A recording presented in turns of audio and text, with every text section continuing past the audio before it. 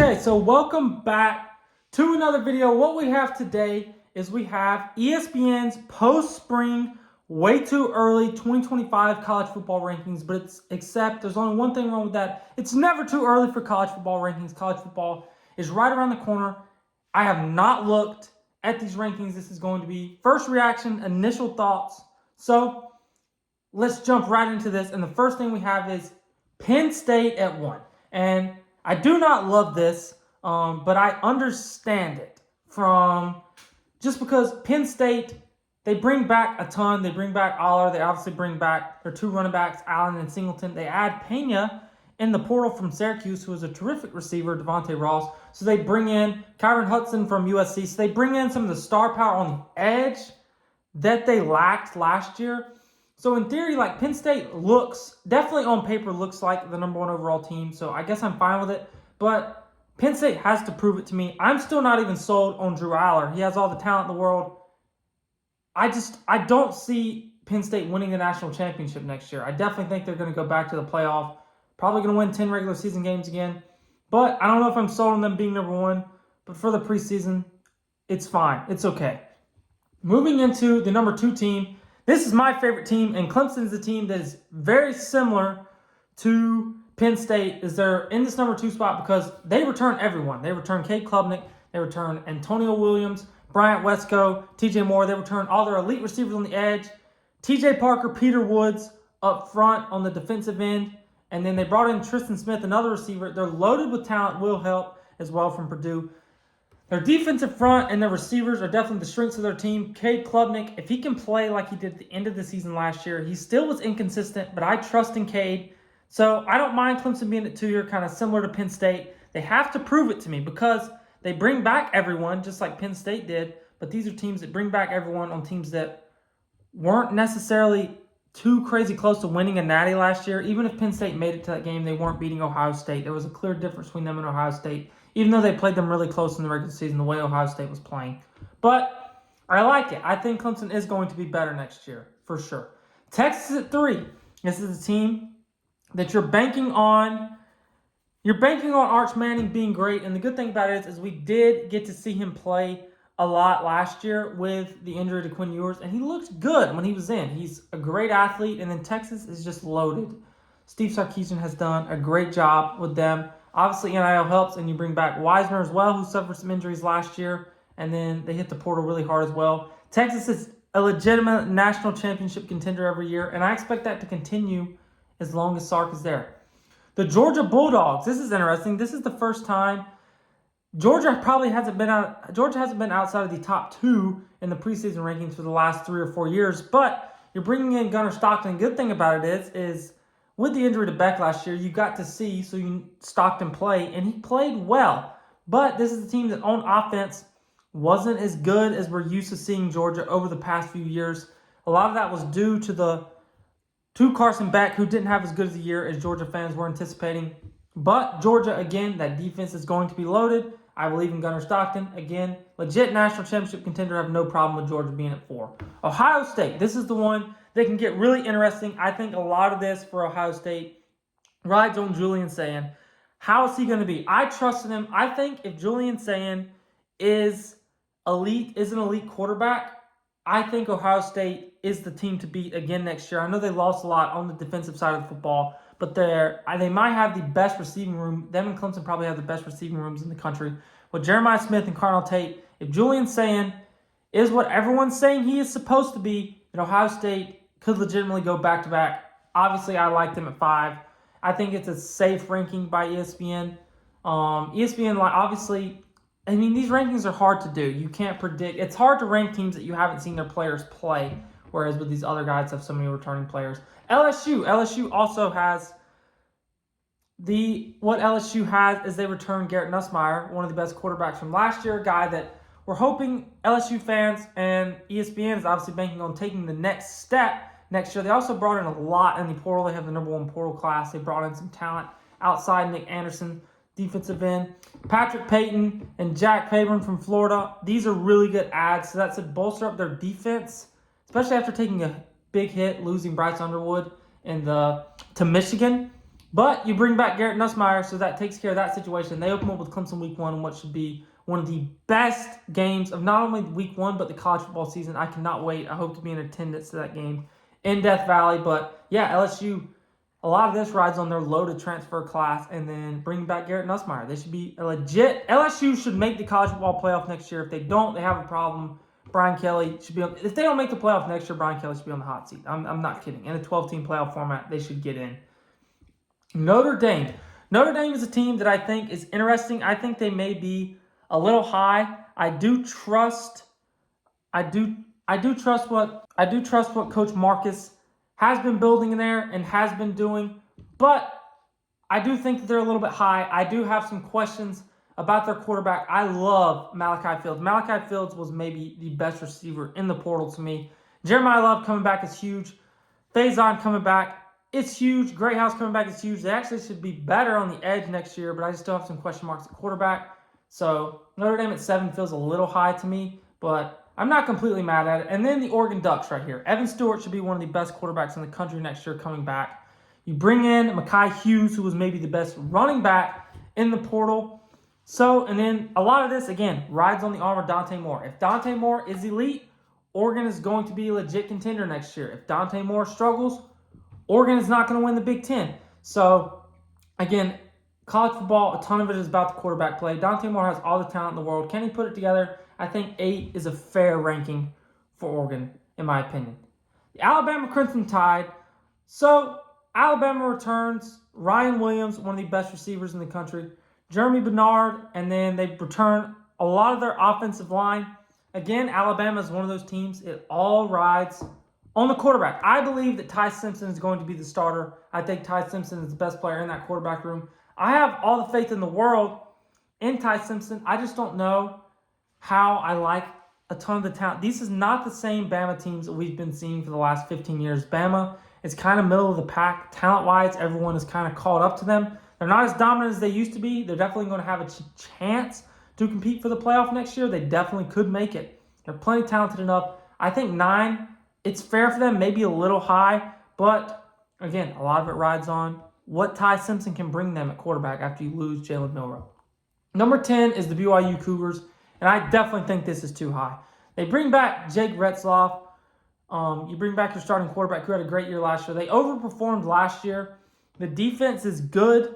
The Big 12 is weak, so that's going to help them. Obviously, they're going to win probably 9 or 10 games again this year, but I just don't think they're a top 10 team in the country. But they did come close to making the college football playoff last year. I also wouldn't be surprised if the team goes 8-4, to be honest with you. I don't think they're a top 10 team. I think they're a really good team. Could definitely compete for the playoff in the Big 12 again because it's weak.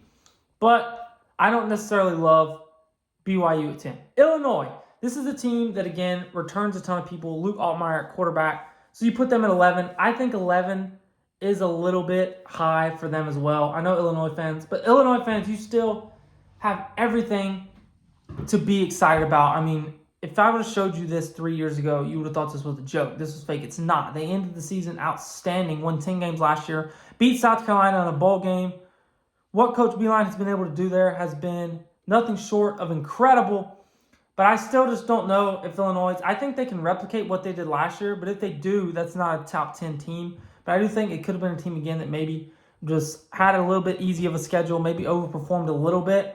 So I just don't think I see Illinois winning like 11 or 12 games. And I mean, Illinois could contend for a playoff. I don't know Illinois' schedule. It depends on what their Big Ten schedule looks like. If they have, I don't see them beating teams like Penn State and Ohio State. They can't beat those teams. So a lot of it depends on what their Big Ten schedule looks like. They could be a fringe playoff contender, kind of like Indiana was last year, backdooring their way in. But we'll see. But either way, they're going to be a really good football team, and I'm really excited for Illinois fans to have this type of team. Arizona State.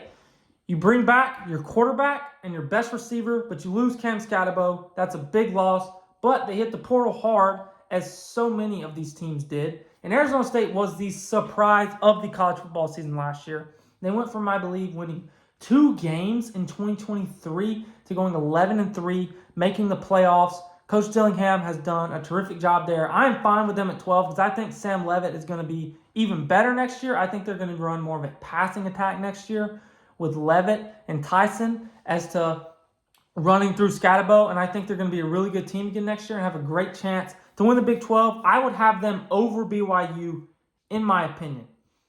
Number 13 is the South Carolina Gamecocks. Obviously, I'm a Clemson fan, but I think this is a fair ranking for South Carolina. They went 9-4 last year. They returned Lenore Sellers, Mazio Bennett Jr., who I think is going to take a big step. Dylan Stewart Jr., who is one of the best defensive ends in the country. I think a lot of it has to, can Nick Harbor take that next step as a receiver? So a lot of it, I want to see more out of the passing offense from South Carolina, maybe get a little bit more explosive. You know what Sellers is going to bring you with his legs. You know what that defensive front is going to do. And again, they had a good transfer portal class. So South Carolina fans, you have a lot to be excited for. This is, again, if I showed you this 2 or 3 years ago, you wouldn't have believed me. After Spencer Rattler left, we expected South Carolina to take a big step back. They did the opposite. They took a big step forward. Shout out to Coach Beamer. Can't deny what he's done. He's doing a really good job, and they have a team to be excited about. I think 13 is a fair ranking for South Carolina.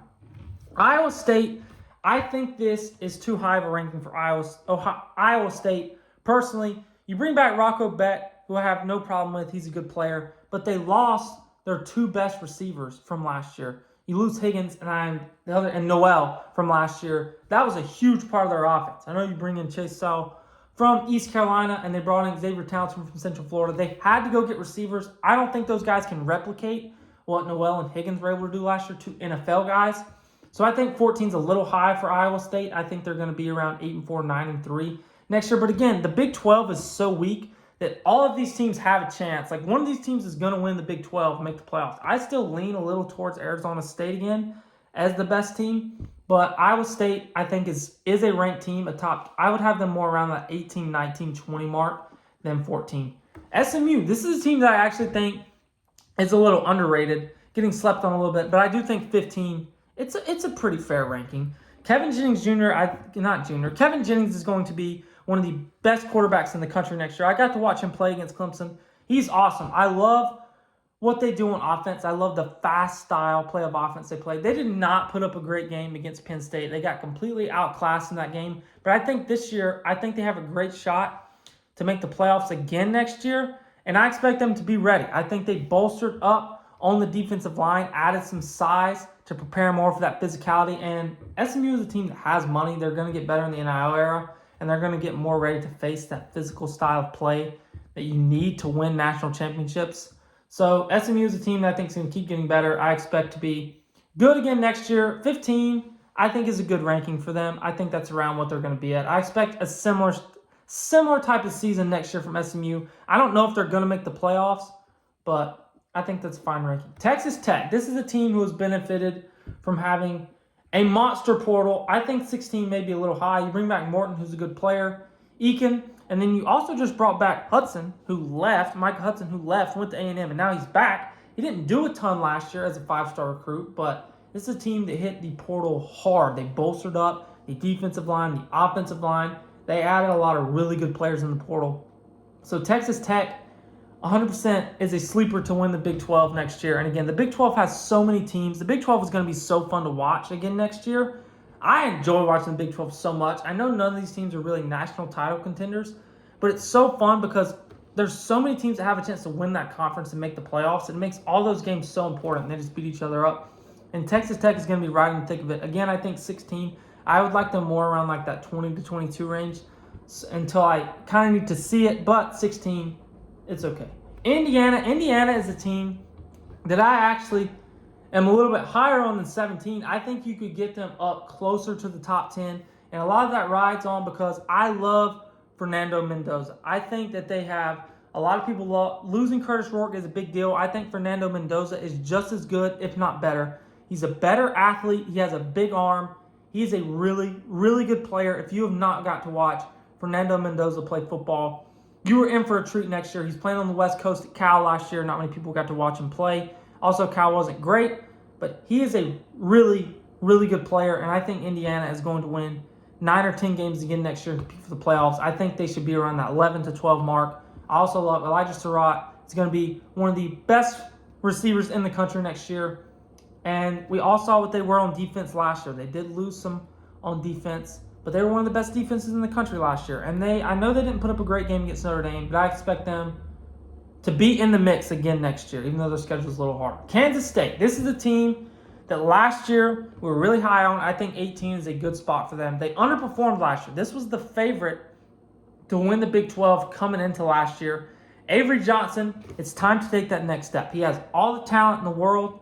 Avery Johnson, it's time to go do it. Kansas State, they have a good chance as anybody to win that Big 12 again. I think the Arizona State is the best team in the Big 12 going into the year because I love Sam Leavitt. I love Tyson. But Kansas State, again, a lot of it rides on Avery Johnson. And then Dylan Edwards, I also think, is a really underrated back. He's going to be an NFL guy. He's going to be one of the better backs in the country next year. So I think their offense can be good. I think they have some question marks on the defensive end. I don't know a ton about their defense, but I think 18 is a good ranking for them.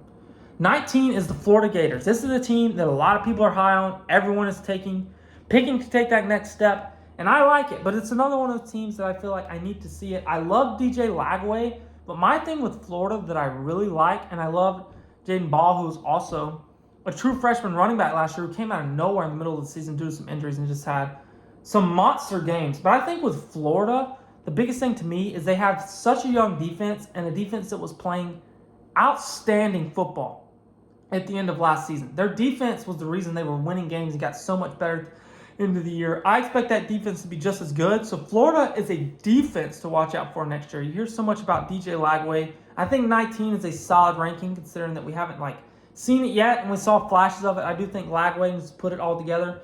My biggest concern for Florida is, do they have enough talent on the edge at receiver? But again, I love the defense. I love DJ Lagway. And I think they're going to have a good running offense as well. So Florida, I think 19 is a fair ranking for them. I do think they're going to be a ranked type team next year. Michigan, this is the team that I don't necessarily know should be ranked. 8-5 last year. I know they finished the season really well. You go out and get Justice Haynes in the transfer portal. You go out and get Anthony Simpson. They went out and added some guys, some receivers. I don't know how big of a difference this is going to make. I don't think either one of these guys are going to be difference makers at receiver. I think they're both fine players. And then they get Troy Williams from Clemson. Troy Williams is a good player to bolster up the middle of that defensive front. And again, a lot of this rides on the reason Michigan was horrible last year is because their quarterback play was horrible. Is Bryce Underwood going to be really good? We'll see. He's definitely going to be better than what they had last year because he can't be any worse. But the thing is, even though he's highly recruited, number one recruit in the country, it's hard to be great as a freshman quarterback in college football. I think he's definitely going to be a really good player, but he's going to take some lumps next year as a freshman. That's just the reality. That's just the way it goes. So I think Michigan is going to take some lumps as well. They're probably going to lose a few games, due to some inexperience, probably at the quarterback play, but I do think he's got a guy that's going to be a really good player. I definitely think if they go better than 8-5, they definitely have a chance to win 10 games next year. They're going to be better. So I guess 20 is fair because their defense is going to be so good like it is every year. Also, Coach Moore suspended to start the season, so that's definitely something to watch out for. But Michigan, I mean, they're definitely probably a top 25 team. I maybe would have them down a little bit, but they're already at 20, so it's fine. Miami, this is a team that the defense was horrible last year. You go out, the offense is not going to be better next year than it was last year. The offense was maybe the best offense in the country with Cam Ward, and then they still couldn't make the playoffs, and they lose 3 games, losing their bowl game. You go out and get Carson Beck, CJ Daniels, Tony Johnson. You go out and get all these guys at receiver. The offense is going to be really good again next year. I think Carson Beck is going to do great. A lot of it is going to have to do with he has great players around him, and he's going to be playing in the ACC. It's not the same as playing in the SEC, even as a fan of Clemson. Those defenses are not the same as going out and playing Bama and Georgia. And, he played for Georgia, sorry. But going out, you get what I'm saying. Even A&M, some of those SEC defenses, it's not the same as what he's going to be facing. So they're going to be really good on offense. But the question is, can they get better on defense? They got a new defensive coordinator. I just saw an interview with Mario Cristobal the other day. He seems to think so. I'm not buying it until I see it, but still, even if the defense is terrible, 21 is a fair ranking because that's about what they are, because they're going to have a good offense and a bad defense if it wasn't like it was last year. Louisville is a team that I think is very underrated. This is a legit college football playoff contender. I think this is a top 15 team. A lot of it has to do, I love Miller Moss. I love what they went out and got in Miller Moss in the portal. I think he's one of the more underrated players. He started off the year great, struggled a little bit down into the season. I think he's going to do just great in this smaller market in Louisville. You get out of USC, you get out of the spotlight, you get away from that scrutiny, and I think he's going to shine next year. You bring back Chris Bell, Isaac Brown, who's again going to be one of the best backs in the country next year. I love Louisville. I'm glad ESPN has them ranked. I think they should be higher. A&M, 23 is a fair ranking for them. Not much to say. Marcel Reed, good player. The defense is going to be good. Kevin Concepcion is a huge add. Another guy that he was a top 5 wide receiver in the portal for sure. He's such an electric player. The defense is going to be good. Again, Marcel Reed, need him to take that next step in the passing game. He's a great athlete. And they brought in some help at the receiver. They had Micah Hudson. He left. But I expect A&M to be around the 23rd best team in the country. I think they're like 8-4, 9-3 again next year. Ole Miss, this is a team that I actually am higher on than 24. I think this is a top 15 team. I think that ESPN has them too low. I think Austin Simmons is going to be one of the better quarterbacks in the SEC next year. I know it's small sample size of what we saw against Georgia.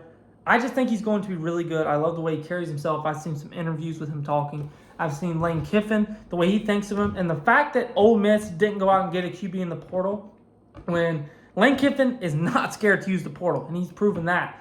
And they're not scared to spend money in the portal. But the fact that they kept Austin Simmons as a starter for next year tells me everything I need to know about him. I think he's going to be one of the best quarterbacks in the SEC, maybe even the country. I think Ole Miss is a legit playoff contender. I think they should be a little higher. And then Oklahoma. I do not think Oklahoma should be ranked. I do not like this at all. There has to be someone else we could put in there. I know you bring in John Mateer, who is the number 1 quarterback in the portal, and a defense that was good, but still, Oklahoma was terrible last year. They showed us nothing on the offensive end. I don't know if John Mateer bringing him in transforms them into a top 25 team yet. And they also brought in Jaden Ott, who was maybe the best running back in the portal. So they did a lot in the portal, so I get it. On paper, it looks really good. It's not necessarily has to do with their transfer portal class. They have the potential to be a top 25 team. That's not the problem I have with it. It's hard for me to see a team that goes 6-7 and were as bad as they were last year, 2-6 in the SEC, to rank them top 25. But again, their transfer portal class is so good that I appreciate the boldness from ESPN here, because it's definitely possible. And I love my guy, Coach Venables. So I'm always pulling for Oklahoma, but I definitely think there were some teams that they could have put there ahead of them. But overall, I've seen a lot of scrutiny. I saw some people talking about this list and it being bad. I didn't hate it. There's definitely some teams that I thought were too high. I thought that teams that I thought were too low. I wanted to see Louisville a little too low. I think that Penn State and Clemson, I don't think they're going to be the best 2 teams in the country next year, which is what this suggests. But I don't mind it, because a lot of the teams that I think are going to be better than them have a little bit of unknowns, some uncertainties. But overall, I didn't think it was bad for the most part. So thank you guys so much for watching this video. Let me know what you think ESPN got wrong, what they got right, which one of my takes were terrible. And again, thank you guys for watching this video. We're coming out with videos every single week. We've come out with a video every single day for the past 10 or 11 days. So make sure to subscribe if you enjoyed it, and I will see you next time.